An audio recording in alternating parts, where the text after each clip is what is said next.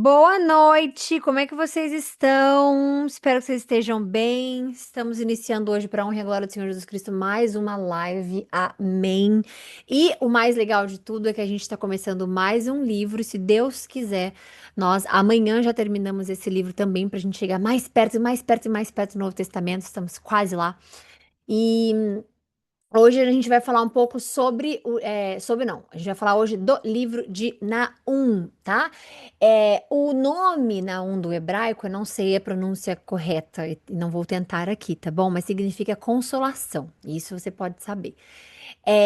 Consolação, ou compaixão também, né? Um dos dois.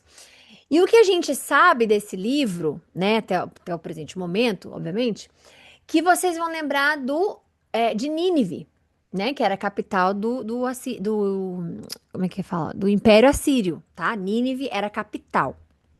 Vocês lembram de Jonas, né? Que Deus mandou ir como é que fala? Mandou ir para Nínive.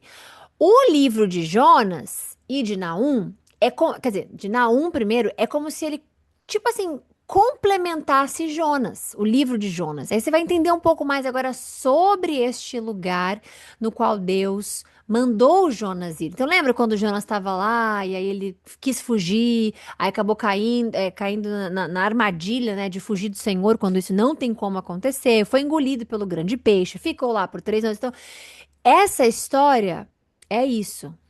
E por que que é importante a gente ver, inclusive, sobre esses livros canônicos e tudo mais que existem, os apócrifos, desculpa, os livros apócrifos e tudo mais, que as pessoas dizem que complementam um com o outro, etc, etc. É porque deste aqui, Deus não tirou, não permitiu tirar. E uma coisa que eu gostaria que vocês pensassem também é que toda vez que você imagina assim, nossa, a igreja X tirou os livros, a igreja Y colocou os livros, a igreja tal não colocou mais livros na Bíblia. Entenda, Deus não perderia o controle das escrituras, como ele não perdeu o controle das escrituras e dos rolos que foram encontrados do Mar Morto. Deus não perdeu o controle sobre cada palavra, letra, vírgula que tinha que ser colocada juntos. E se fosse o caso do homem ter controle sobre a palavra dele, Deus jamais iria deixar faltar informação para você. Então, hoje, depois da gente falar de reforma, depois da gente falar dos livros apócrifos, da não necessidade de ter, mas é um livro que complementa, não sei o quê. Aqui já está um exemplo maravilhoso para você, porque o livro de Naum, ele, na verdade, ele complementa o livro de Jonas no que é necessário para edificar a sua fé. Então, esses livros foram considerados de fato escritos pelo Espírito Santo, narrados pelo Espírito Santo, para que você pudesse entender. E isso, obviamente, que não é o Novo Testamento somente. A gente não está falando do Testamento, a gente está falando da Bíblia inteira.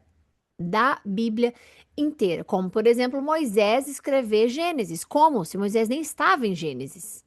Entende? Então, complementar um livro com outro, complementar livros externos com a Bíblia, é um perigo. E se Deus quisesse que isso tivesse acontecido, ele teria feito igual ele fez agora. Porque Naum complementa o livro de Jonas. Então você vai entender mais um pouco sobre todo o Império Assírio, sobre tudo que Nínive passava. Porque o que você sabe de Jonas é que Deus mandou ir lá e mandou Jonas ir lá para poder, como é que diz? Proclamar a eles o arrependimento, o julgamento e etc, etc, etc. Né? E isso está acontecendo depois do livro de Jonas. Então, aqui a gente está falando de uns 100 anos depois que o arrependimento de Jonas entrou em ação. E aí, depois desses 100 anos, Nínive, gente, voltou, obviamente, a pecar. Eles voltaram, né? Porque as gerações vão se perdendo, vão se perdendo. Aí agora Naum volta e profetiza de novo. E aí a gente vai ver basicamente o que vai acontecer em relação a isso, tá? Então, só para ter uma ideia mais ou menos, Naum tá complementando o que a gente sabe de Jonas, mas veja, 100 anos depois, os dois estarem acontecendo ao mesmo tempo, porque enquanto Naum tá ali complementando o livro de Jonas, né, a história de Jonas inteiro, Jonas tá lá anunciando a misericórdia e tudo mais, aí Naum vai trazer o julgamento. Mas 100 anos depois eles voltam e pecam. Então, é o que a gente vai. Pecam, assim, não é só pecar, né? É desobedecer e por aí vai. Então, vamos fazer a nossa oração. Pai amado, obrigada pelo dia de hoje, pela nossa capacidade, pela nossa oportunidade, meu Deus, da gente estar aqui unidos, ler Sua palavra, estarmos avançando para chegar ao Novo Testamento, que é um livro tão importante para nós, principalmente nós cristãos, né? Mas também para todo um fim deste mundo, todo um fim deste mundo de pecado, todo um fim. Então, é importante que as pessoas entendam, Jesus, que o Senhor coloca no meu coração para a gente sempre começar pelo Antigo Testamento, para que elas tenham todo o contexto do Pai que criou, do Pai que disciplina, do Pai que enviou assim Filho para nos salvar. Então, quando nós vamos mais nos aproximando, né, do final, a gente mais vai agradecendo, Senhor, por essa oportunidade de estarmos aqui, porque a gente não quer levar isso como algo banal na nossa vida. A gente não quer banalizar o fato de ter uma Bíblia para abrir ou um texto para ouvir. Não, Senhor, a gente quer dar glória, a gente quer dar graça, a gente quer agradecer. A gente quer levar a Ti, Senhor, os nossos corações, as nossas orações de agradecimento, como ação de graças daquilo que temos na nossa vida entregue e dado pelo Senhor. Nós te amamos, Pai.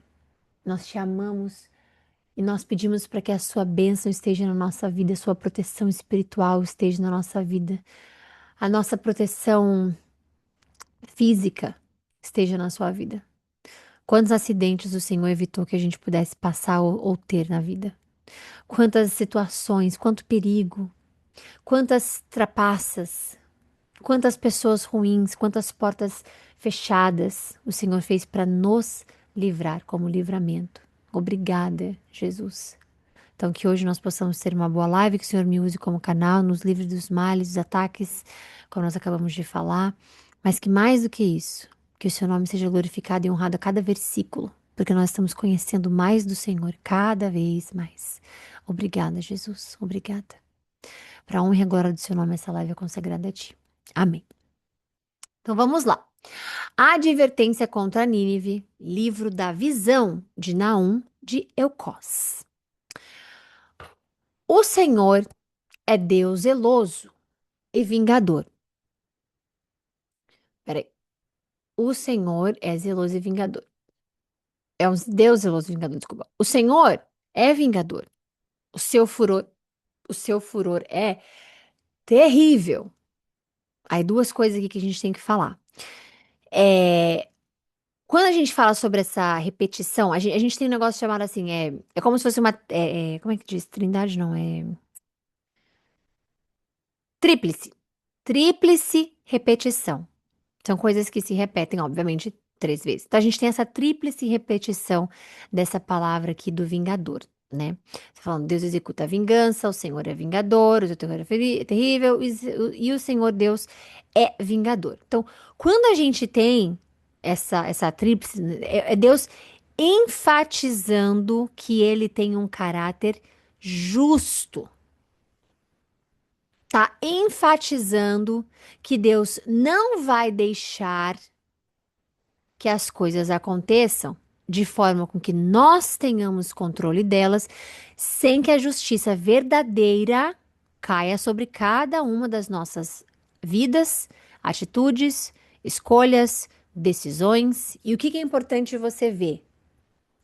Que Deus, ele não é vingativo como nós entendemos como seres humanos o que é ser vingativo. Por quê? Porque Deus, ele é santo até mesmo, ou seja, ele é separado completamente a parte do que a gente entende, até mesmo na indignação dele contra o mal. Deus não é vingativo para quem só faz o bem. Entenda, a vingança do Senhor, ela é interligada com a justiça. Então, não é como a gente, por exemplo, ser humano, que entende que a vingança é ir lá, faça com as suas próprias mãos, independente de você saber se é verdade ou não, independente de você ouvir um lado ou não. Deus não aplica vingança como nós entendemos.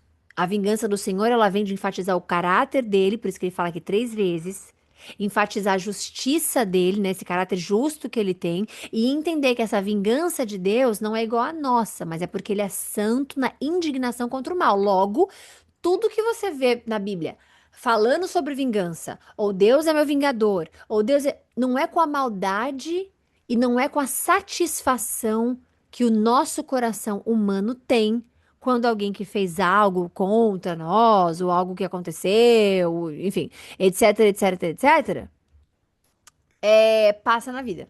Tem na vida, não é igual isso. Então, a vingança do Senhor não é o que você imagina como vingança. Então, aqui ele está dizendo: o Senhor é zeloso e justo. Entenda esse vingador como um justo, um justiceiro. Ele é. Porque a justiça dele é santa. Não é igual a nossa, corrompida, que recebe suborno. Não, não é. A vingança do Senhor, ela é santa. Logo, ela é, como é que diz? A vingança dele é a indignação contra o mal. E obviamente que ele não vai aplicar a vingança, a justiça dele, se algo bom aconteceu. É sempre por conta da indignação que ele tem contra o mal executado, ok? Então, o Senhor executa vingança contra os seus adversários e manifesta o seu furor contra os seus inimigos. O Senhor é tardio em irar-se. Uma outra coisa bonita da gente ver do caráter do Senhor, mas deixa eu finalizar esse versículo. O Senhor é tardio em irar-se, mas o seu poder é imenso. Não é porque ele é tardio que ele não vai fazer acontecer.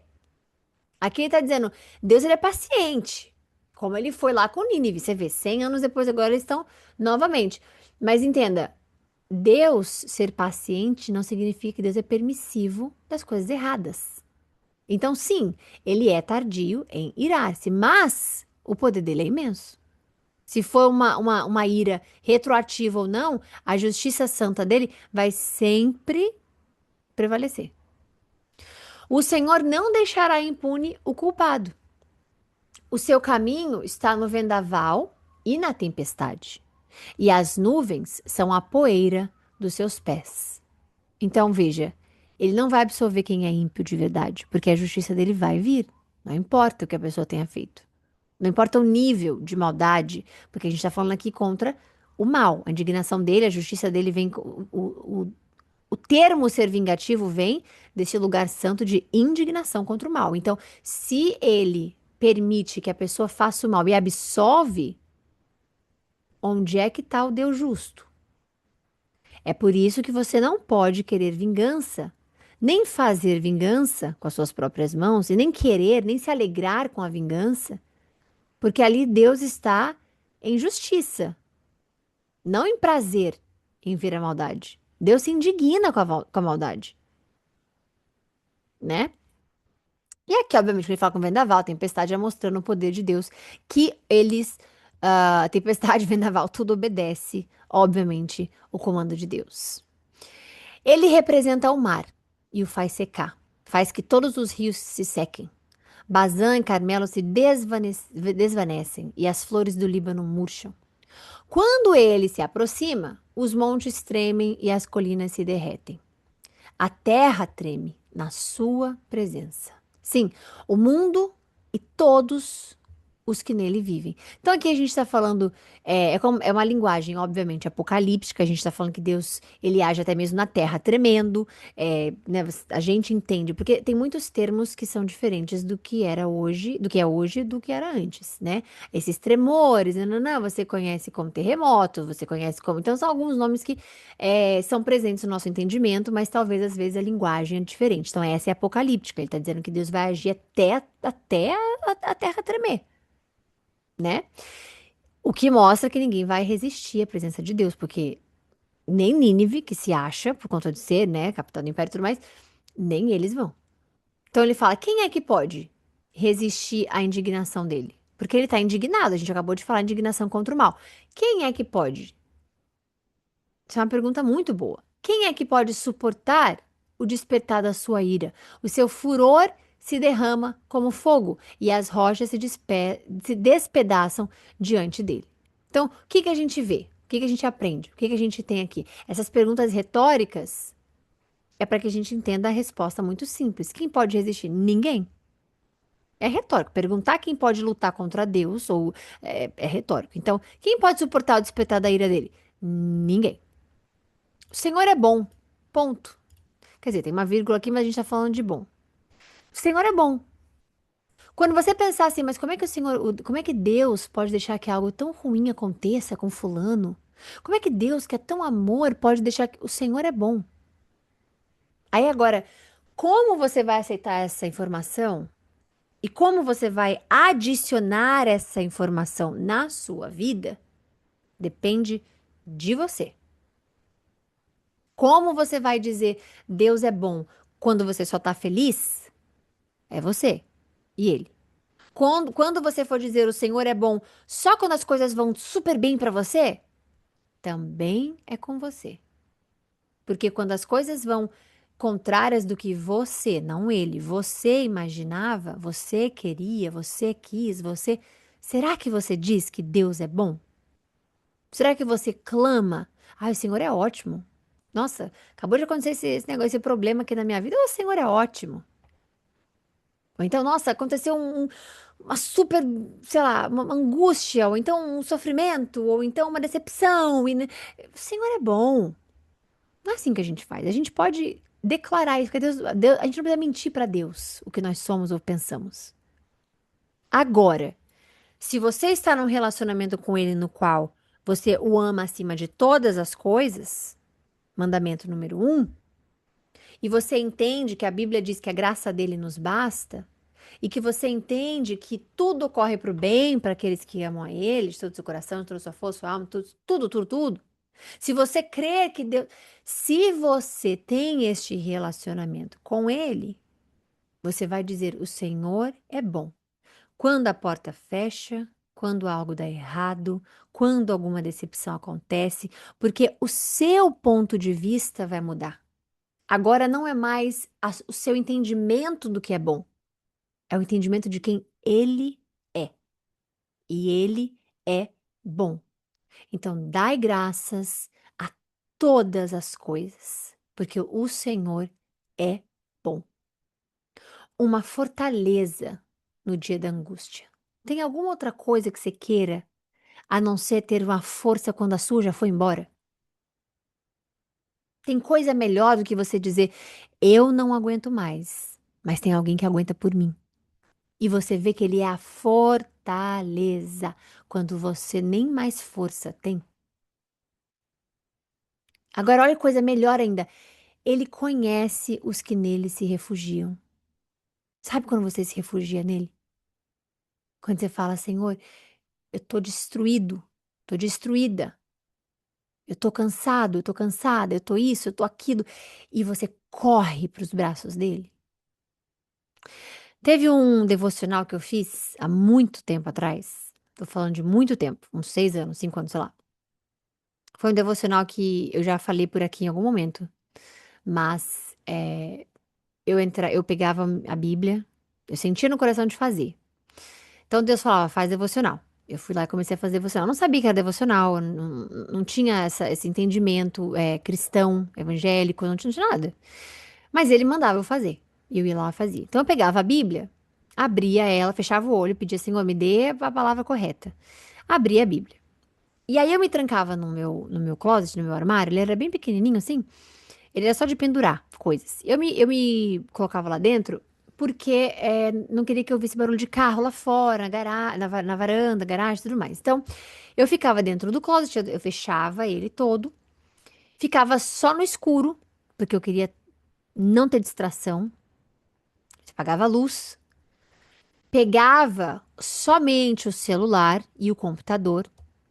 Eu gravava o áudio, era um vídeo, na verdade, era um vídeo e gravava só o áudio.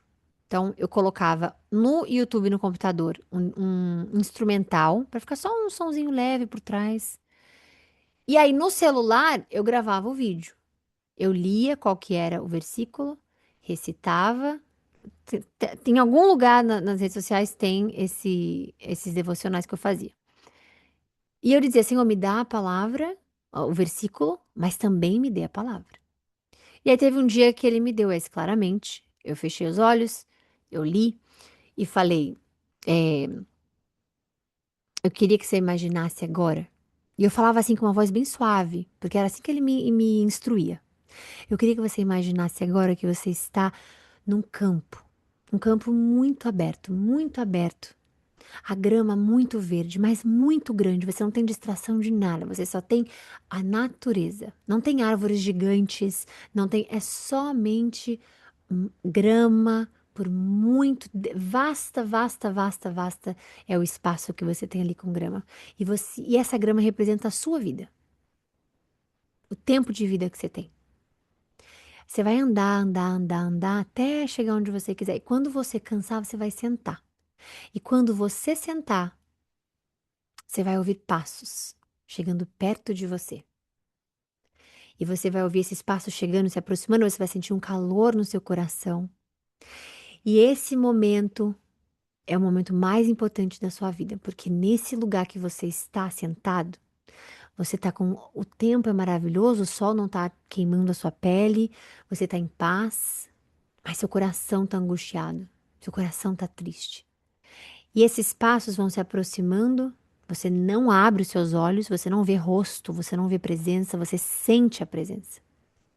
E você sente que essa pessoa que caminha até você sentou do seu lado. Essa pessoa que sentou do seu lado te dá um abraço. E você vai contar para ela tudo o que você está sentindo. E aí o devocional continuava e eu recebi umas mensagens naquela época de pessoas dizendo: eu senti Jesus pela primeira vez. Eu contei tudo que eu estava sentindo, eu abri meu coração, tô me sentindo melhor. E aquilo ali me fez entender que o que as pessoas precisavam ver é que ele é o nosso refúgio. Porque aquele devocional ali representou um refúgio. E quando ele diz vai e faz, e eu vou e faço, e eu recebo mensagens como aquela, eu vejo, Senhor, que eu receba esse refúgio também, que eu tenha também, que eu sinta também. E a gente não se lembra dessas coisas. Quando a gente está numa posição de leitura ou liderança, muito pouco a gente faz por nós mesmos, muito pouco ora-se por si próprio, e realmente é verdade. Por isso, quando alguém fala que vai orar por mim, eu peço mesmo, ore por mim, porque eu não oro por mim. É muito raro fazer isso. Eu preciso mudar isso. Eu venho tentando mudar isso. Mas hoje, nesse versículo, por exemplo, ele me lembra disso. E quando você vê que ele conhece os que nele se refugiam, no versículo 7, ele está te dando um conforto. Ele está dizendo: eu sou bom e eu sou melhor ainda para aqueles que o buscam. A palavra, por exemplo, conhece, do hebraico, que é yada, né? É de um relacionamento íntimo, gente, pessoal mesmo. Conhecer é isso. Você não fala, eu conheço aquela pessoa, se você não passou tanto tempo com ela. Às vezes nem é 20 anos.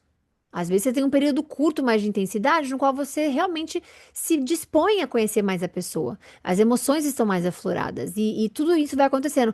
Mas é conhecer, que vem do pessoal, do íntimo do hebraico yada.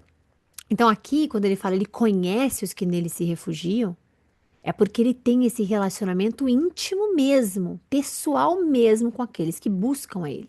Então que você não deixe de buscar ele em momento algum. E uma coisa que é importante, Deus, ele julga os ímpios, mas ele protege os justos no meio do juízo também. Quantas vezes nós já vimos isso? Quantas vezes nós vamos ver isso? E se Deus quiser, para a honra e glória do Senhor, nós seremos levados antes desse juízo acontecer. E ele protege os justos no meio do juízo. Ele continua, mas com uma enchente devastadora, dará fim a Nínive.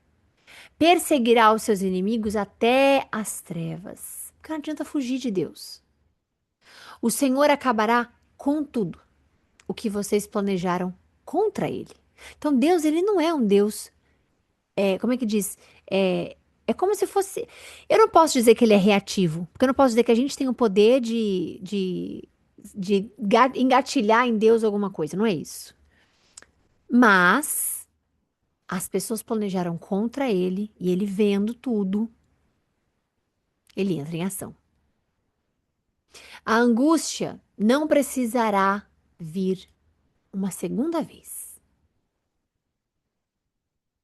Embora estejam entrelaçados como espinhos e encharcados de bebida, como bêbados, serão consumidos como a palha mais seca.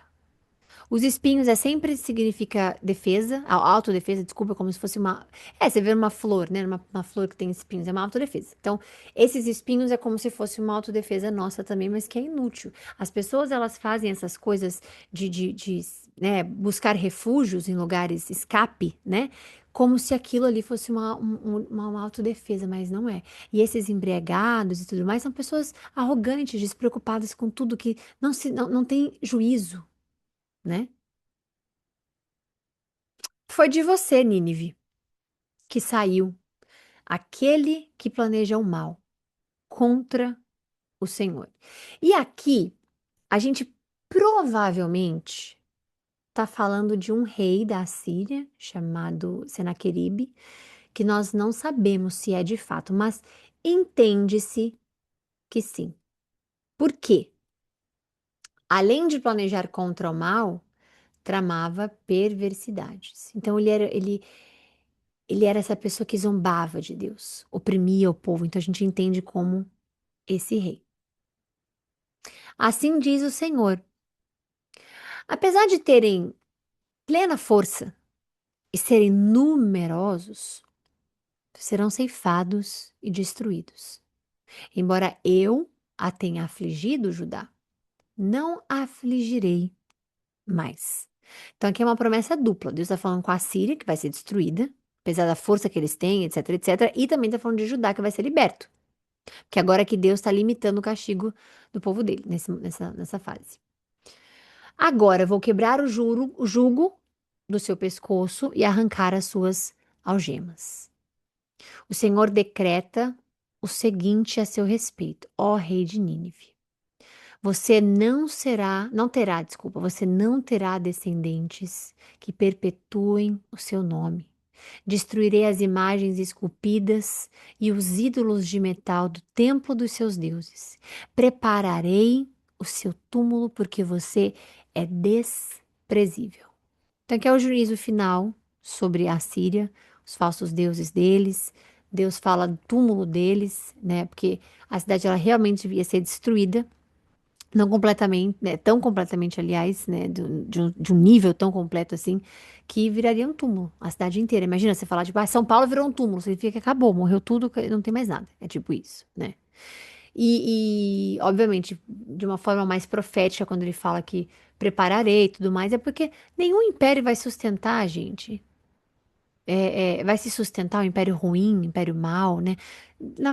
Diante de Deus, não, se não serve a Deus, nenhum. E cai. Essas coisas caem, acreditem. Qualquer poder, qualquer força de poder, qualquer império, se não for adiante de Deus, aliás, diante de Deus, vai cair. Vejam sobre os montes os pés do que anuncia boas novas e proclama a paz. Celebre as suas festas, ó Judá, e cumpra os seus votos. Nunca mais o perverso o invadirá. Ele será completamente destruído. Então, por isso que nós entendemos que pode ser Senaqueribe. Por quê? Porque a gente está falando de uma invasão, a gente está falando, né, de um poder ali. Então, Senaqueribe pode ter sido provavelmente este rei que é da Síria que ele menciona, tá? E é isso, Deus vai restaurar a paz, obviamente. Você vê aqui, ele finaliza com isso, né? Ah, a liberdade de adoração, porque Judá não podia mais adorar ele e tudo mais. E ele ama que nós adoremos a ele. O dia sagrado, inclusive, é para ele. Então, ele ama que a gente adore ele, que a gente clame a ele, que a gente ore, que a gente cante, enfim. E é isso. Então, finalizamos hoje. Amanhã, se Deus quiser, capítulo 2. Eu penso, não posso prometer, mas eu penso que dá pra gente finalizar na um amanhã, porque são só 3 capítulos. E amanhã tem 13 versículos. Se a gente começar um pouco mais cedo, talvez a gente consiga finalizar o livro de Naum. E aí a gente vai para Abacuque, que é o próximo. Cadê? Peraí. Abacuque. Aí depois de Abacuque a gente tem Sofonias, Ageu, Zacarias, Malaquias e começa Mateus no Primeiro Testamento. Então, no Primeiro Testamento, ó, no Novo Testamento, tá bom? Então é isso. Fiquem com Deus, um beijo, até amanhã, se Deus quiser. Vocês tenham um restinho de noite abençoado. Fiquem com Deus, meus amores.